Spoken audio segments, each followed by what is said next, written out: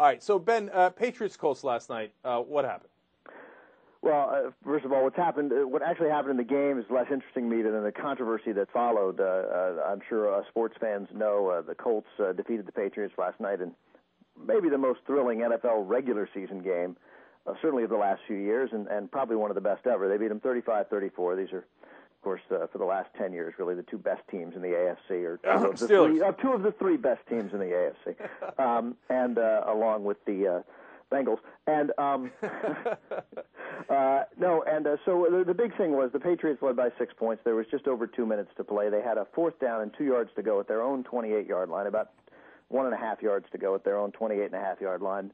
100 times out of 100, 1,000 out of 1,000, 10,000 out of 10,000, teams punt in that situation. The Patriots, with the head coach Bill Belichick, they went for it. They may have gotten it. It was a very close play, but they did not get it on the spot. And the Colts took over and drove 29.5 yards and scored the winning touchdown with 13 seconds to play. That's what happened. Thrilling game, thrilling decision, a lot of second-guessing. Bill Belichick, sort of his gambling, bold style, it came back to bite him because he made a horrible mistake. That's the consensus. That consensus is 100% wrong. Uh-oh. Wait a minute. We got controversy here. Okay. Well, Ben, everybody thinks, God damn, you're on your own 29. You're going to giving away the queen here. Why do you think that he did the right thing? Well, let me get to the math in a moment. But let me tell you why you don't even need to go to the math to understand this from a football point of view. First of all, if there were a minute to play instead of 2 minutes to play, I, like everybody else, would have punted. And I'm sure Bill Belichick would have punted. But you're going to get the average punt, you're going to net about 40 yards. Maybe a little less, but let's say you net 40 yards on the punt.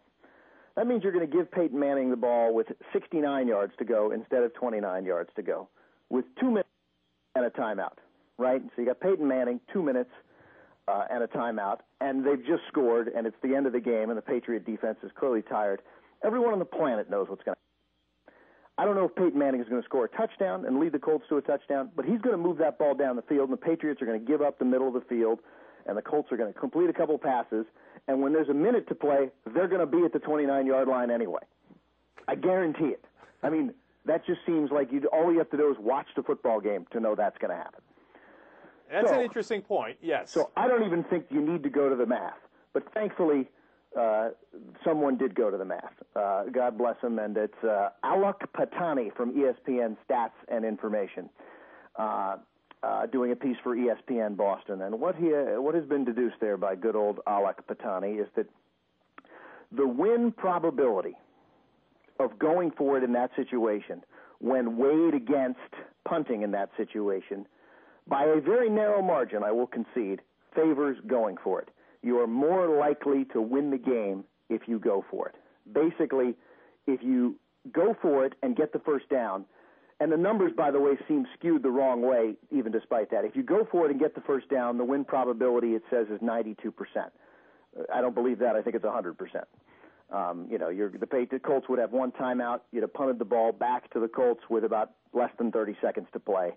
They're not scoring a touchdown 8 out of 100 times in that situation. So that number should be higher, but let's take the 92% that the numbers give us. Mm-hmm.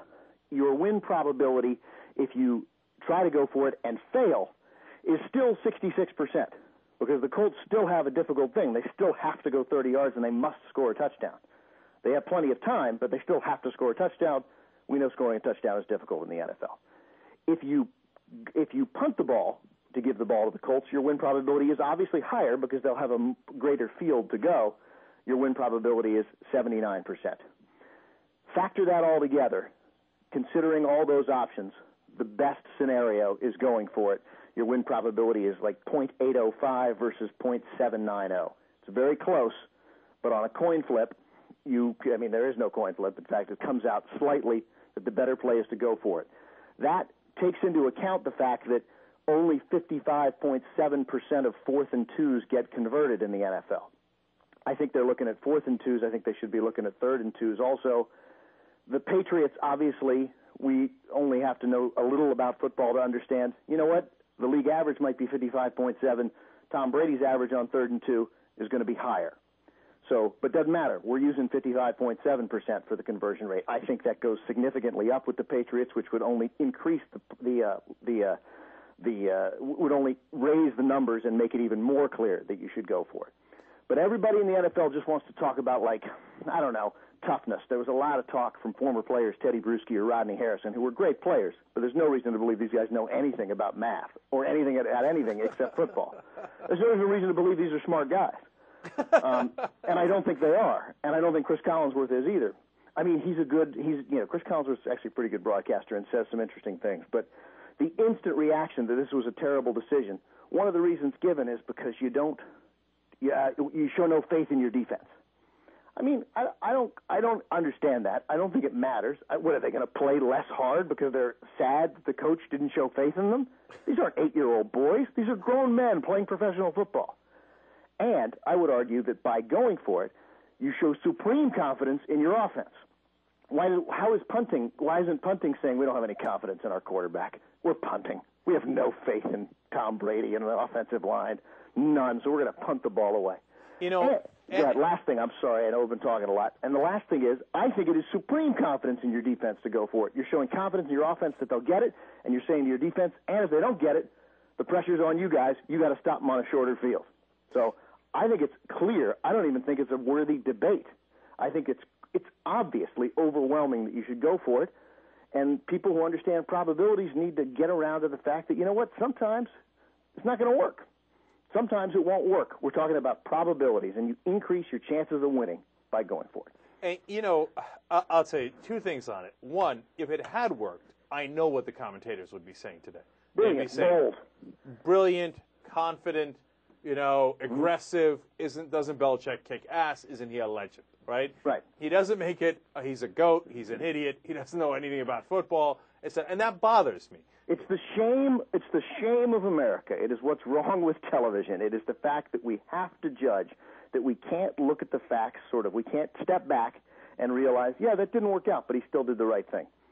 We have to have an opinion, and it has to be a strong opinion. It has to be a tough opinion, and obviously it didn't work, and it was different, so we hate it.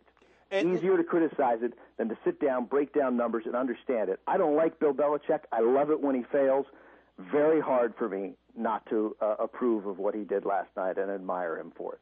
Yeah, along those lines, and I'm a little biased here because I agree with you, and I agreed with that position from the beginning that he should have gone for it, and I love how aggressive he is. But look, on that note, you got to give Belichick a tremendous amount of credit because most people wouldn't do it even if they thought it was the right thing to do because they'd be afraid of getting fired or ridiculed or getting the lambastment. Is that the right word? We'll pretend it is. Okay, that he's getting lambasted as he is today, and they would be afraid. They would be afraid. And Belichick, love him or hate him, is not afraid. And part of that is because the success has bred the confidence. I mean, he may well have had it before, but obviously he's not going to get fired. Eric Mangini can't make that call. He seems like a clown.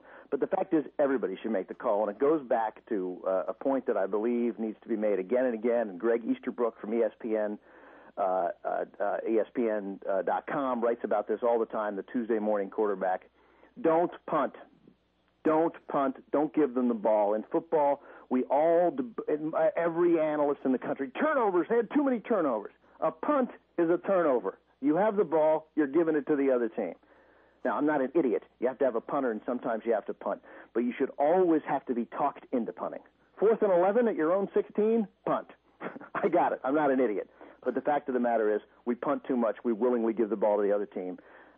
Basically, the other team scores only when they have the ball. You score when you have the ball. Why would you give it up unless you don't have to? Let me add one last thing here. Yes, Belichick went for it here, and they lost, right? And so he got burned on it. But with that attitude, he wins more games than loses. A friend of mine made this point, a very smart guy, a math guy, who called me right afterwards because he knows how I feel about punting. And he said, your whole pet peeve has been pushed back 5 years. And then he called back and said, but what's interesting is that at some point during this week, it's going to occur to Bill Belichick, I'm glad it didn't work because it's going to set back not punting 5 years, and he's going to be the only one who understands that you shouldn't punt, and he will maintain that competitive advantage.